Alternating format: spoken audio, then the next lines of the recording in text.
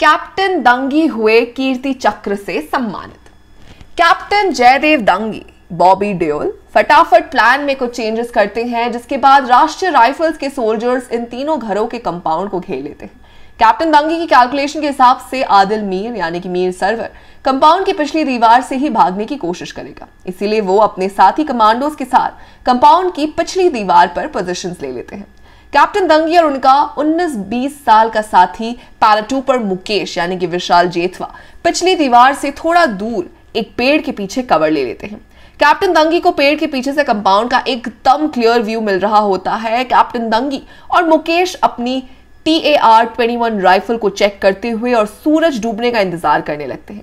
उधर रोहतक में बैठी रितु यानी कि लारा दत्ता बार बार कैप्टन दंगी को कॉल मिला रही होती है, लेकिन कैप्टन दंगी का फोन स्विच ऑफ जा रहा होता है।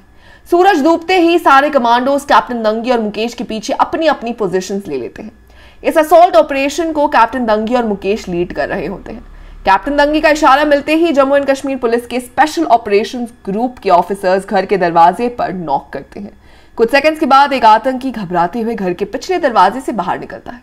कैप्टन दंगी उस आदमी से उसकी पहचान बताने और अगर उसके पास कोई हथियार है तो उसे नीचे रखने के लिए कहते हैं, लेकिन वो आतंकी कैप्टन दंगी की बात नहीं मानता और अपनी AK-47 राइफल से फायरिंग करते हुए वहां से भागने की कोशिश करता है। कैप्टन दंगी फायरिंग से बचने के लिए फिर से पेड़ के पीछे कवर ले लेते।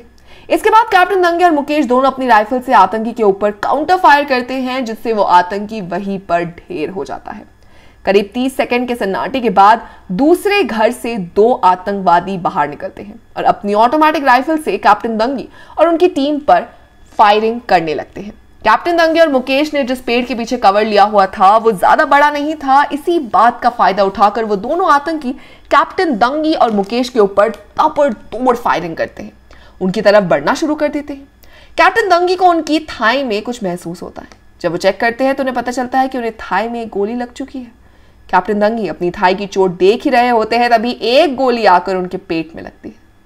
जब कैप्टन दंगी अपनी चोट को चेक करते हुए मुकेश की तरफ देखते हैं तो उन्हें पता चलता है कि मुकेश के पेट में भी एक गोली लग चुकी है। मुकेश को आर्मी ज्वाइन किए हुए अभी 1 साल भी नहीं हुआ था और आज से पहली बार गोली लगी होती है। कैप्टन दंगी अच्छे से जानते थे कि ऐसी हालात में कोई भी आदमी घबरा जाएगा, इसलिए वो मुकेश को अपनी दोनों चोटें दिखाते हुए कहते हैं कि देख, यहाँ तो 2-2 गोलियां लगी है, तुझे तो फिर भी 1 गोली लगी है, तू टेंशन मत ले, तुझे कुछ नहीं होगा। एक इंडियन कमांडो को मारने के लिए 1 गोली काफी नहीं, और वैसे भी अभी ऑपरेशन ज्यादा देर तक नहीं चलेगा। इतना कहते हुए जख्मी कैप्टन दंगी अपने TAR-21 राइफल को रीलोड करते हैं और फायरिंग करते हुए आतंकवादियों की तरफ बढ़ने लगते हैं। कैप्टन दंगी की एक गोली सीधे एक आतंकी के सिर में लगती है और वो वहीं पर ढेर हो जाता है।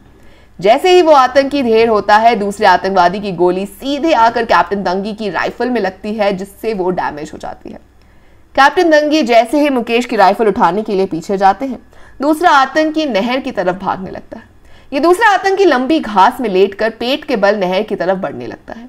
कैप्टन दंगी मुकेश की राइफल लेकर घास में छुपे आतंकी की तरफ बढ़ ही रहे होते हैं, तभी एक गोली कैप्टन दंगी के गाल को छूकर निकलती है, लेकिन इस गोली से उस आतंकी की लोकेशन पता चल जाती है और कैप्टन दंगी उसी डायरेक्शन में कई गोलियां फायर करते हुए उस आतंकी के पास जाकर खड़े हो जाते हैं। कैप्टन दंगी नीचे झुककर उस आतंकी के चेहरे को देखते हैं तो उन्हें यकीन हो जाता है कि ये आदिल अहमद मीर है। इसके बाद कैप्टन जयदेव दंगी और मुकेश को हेलीकॉप्टर की मदद से श्रीनगर के 92 बेस हॉस्पिटल ले जाया जाता है, जहां इन दोनों की जान बच जाती है। इसके बाद कैप्टन जयदेव दंगी को उनके अदम्य साहस और असाधारण वीरता के लिए कीर्ति चक्र से सम्मानित किया जाता है। तो दोस्तों, यही खत्म होती है ये कहानी। आपको कैसी लगी हमें कमेंट बॉक्स में जरूर बताइएगा। साथ ही अगर आपको वीडियो पसंद आई हो तो इसे लाइक कीजिए, दोस्तों के साथ शेयर कीजिए और फिल्मी दुनिया से जुड़े रहने के लिए सब्सक्राइब कीजिए हमारे चैनल बॉलीग्राज स्टूडियोज को।